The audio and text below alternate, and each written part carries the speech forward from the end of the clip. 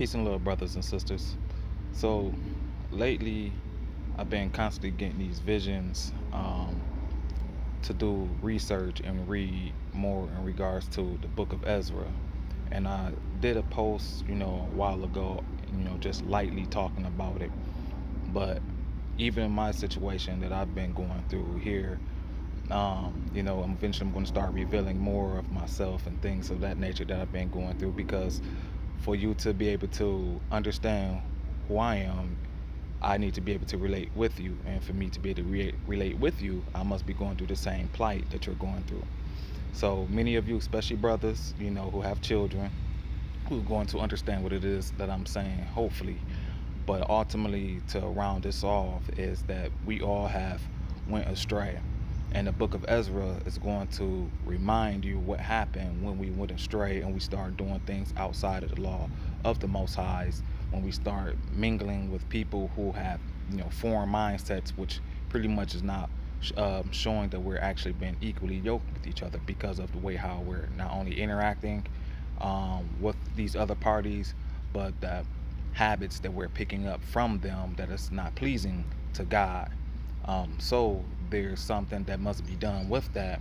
And one other thing that I can recognize that's taking place that's helping God do this great work is what we see here in the West regarding the divorce rate.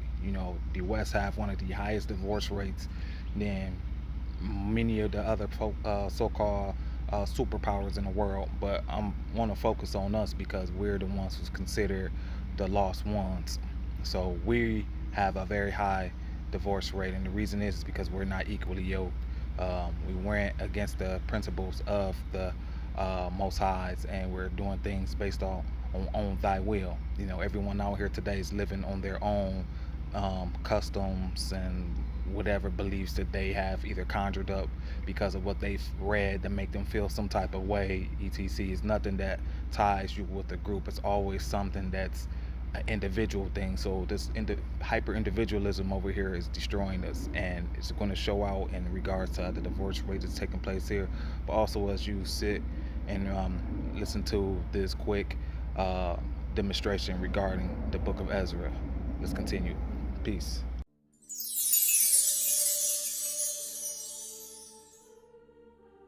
While Ezra was praying and confessing, weeping and throwing himself down before the house of God, a large crowd of Israelites, men, women, and children gathered around him. They too wept bitterly. Then Shechaniah son of Jehiel, one of the descendants of Elam, said to Ezra, "We have been unfaithful to our God by marrying foreign women from the peoples around us. But in spite of this, there is still hope for Israel.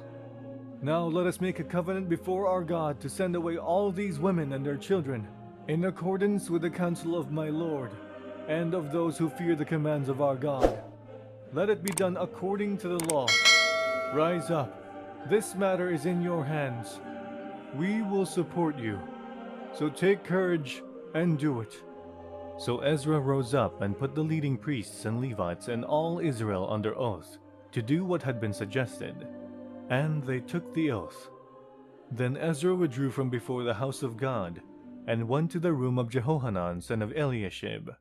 While he was there, he ate no food and drank no water, because he continued to mourn over the unfaithfulness of the exiles. A proclamation was then issued throughout Judah and Jerusalem for all the exiles to assemble in Jerusalem.